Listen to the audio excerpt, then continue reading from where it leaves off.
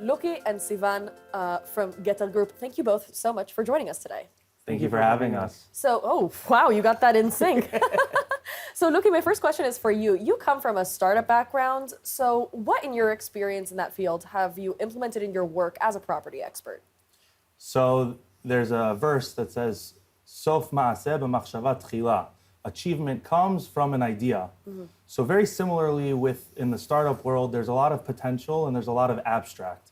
And so you deal with a lot of things that you can't physically touch or even use yet. And it happens to be in the Israeli market and the property market. So there's a lot of projects that haven't been built yet. So there's a lot of dealing with that also, similar to the startup world where you don't actually have a product yet.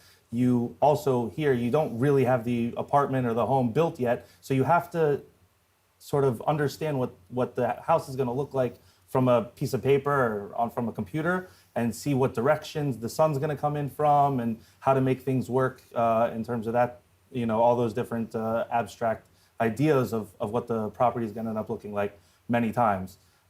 What's really nice compared to the startup world is that in the startup world, there's a lot of failure that happens, either rejection when it comes to trying to get investment, or you put out a product and it doesn't work well, the users don't want to use it, things like that. Here, even in situations where the property doesn't make 1,000% sense for somebody, generally speaking, almost every time, it's a very good investment. So they've always made a good decision, especially if you're in good hands, like with us at the Getter Group. We very rarely steer you somewhere where there's trouble or there's any real type of failure. Worst comes to worst, you made some money. Right. You made some money rather than a lot of money. Yeah, no, not necessarily even a lot of money. So for example, I actually got into real estate when my wife and I purchased our home on the beach in Akko.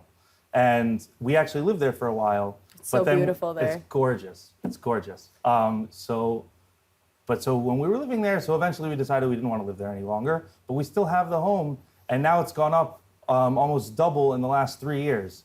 So even if it's not necessarily the home that you're going to live in, at least you've gotten your foot in the game, and you have the advantage that it's going to keep on growing financially. So it's not necessarily always just financial. Even if it's something that you want to live in, there's also the financial benefit as a backstop. Right, but it also requires both of your work requires some level of trust from your clients, right? Because they don't have a product to see; they have an idea to hear. So how do you kind of convey, and this is kind of a question for the both of you, convey that idea and explain how, beyond the technical, but like really convey the overall image of what they're going to receive at the end of all the work?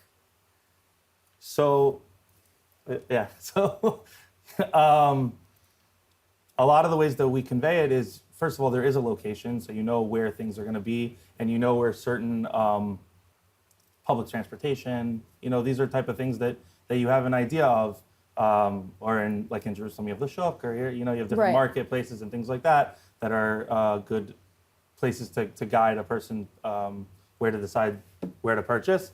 And then in terms of the apartment themselves, so you see it on paper, and with experience from past buildings, we can explain to other clients how that actually ends up looking and what the options are and what can be done to make it be the most fitting for what they're looking for. Right, but there's I think there's an interpersonal level to it, right? Sivan, how does the human connection between property expert and client translate into more customizable experiences when buying real estate?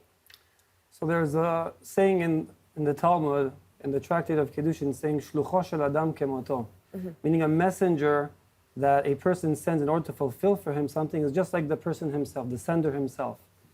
And that's exactly the Getter Group slogan. When the clients call the Getter Group wanting to buy a property in Eretz Israel, it's like being a tailor pretty much. We actually custom make, exactly we hear the client, hearing them out, exactly what they're looking for, their specific demands, and pretty much exactly what they want. And then we add that 20-year Getter Group experience, just like Luky was saying, and actually custom make that result for each one of our clients. For instance, let's say like a client wants a 4-bedroom. Okay, he wants a 4-bedroom in Yerushalayim. Now he's telling us how much, like in America, they love having guests and they're a big family and stuff like that. So if we're just going to try and find a regular 4-bedroom, that won't really work. We actually go and we take that all the things that they tell us, and we go and we look for a place with a bigger dining room and like an extra large sukkah porch, so they can have those guests over. Also, if it's opening bank accounts for our clients, if it's doing all the paperwork for each individual, it's taking care of each individual pretty much, according to what they tell us, and combining that experience. And to summarize it in all, we're the heads, eyes, ears, hands, and feet of our clients here in Eretz Yisrael. Right, and it's all from getting to know them and who they are and Exactly. what values they actually have. Exactly. So this is also a question for both of you. What kind of issues have you encountered that you've had to maneuver or change something in some way to provide an effective solution? Sivan, I'd love to start with you. Okay, so in general, maneuvering can come to if it's budgets, mortgages, size of apartments, people Right. have specific demands. Once a company has so many years of experience, all those maneuvers actually become into solutions because we actually have encountered pretty much everything when it comes to the real estate. So, when clients come to us, let's say right now I'm taking care of a client who has a very, very small budget and really wants something in Eretz Yisrael. So, it's knowing the projects, knowing the developers, knowing exactly what we can do, the right negotiations, and doing the exact steps in order to get them their precise apartment for them. Luky, what about you?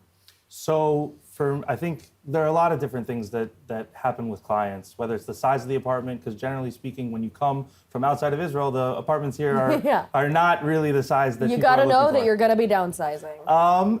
Or you have to know how to make it work for you. I was actually recently in a gorgeous apartment that this interior designer put together. She owned the house and she built it herself.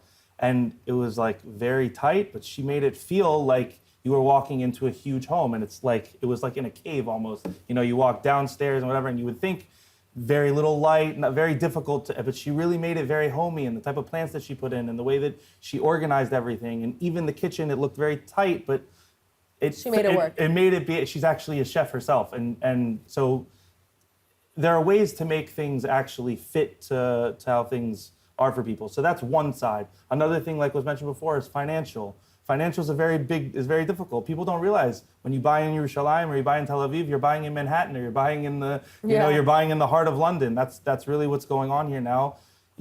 Thank God.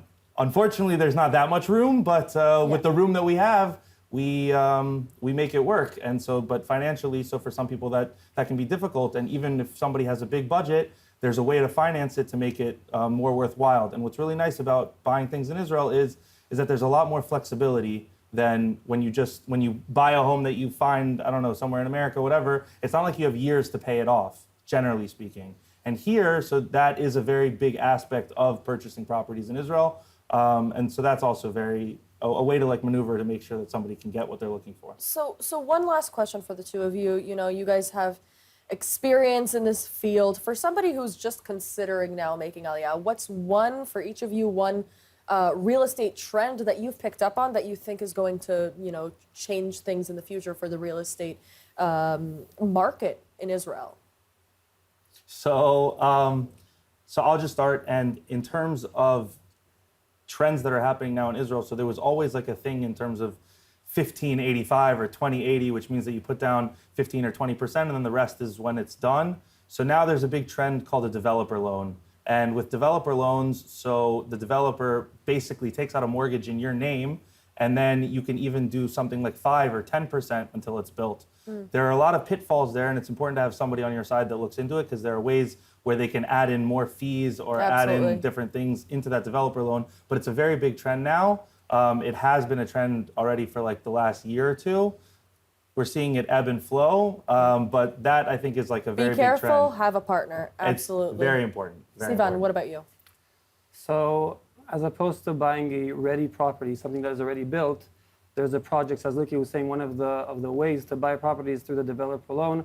There are many deals right now, and we do see that prices are getting higher, even though we are in this specific situation right now in Israel.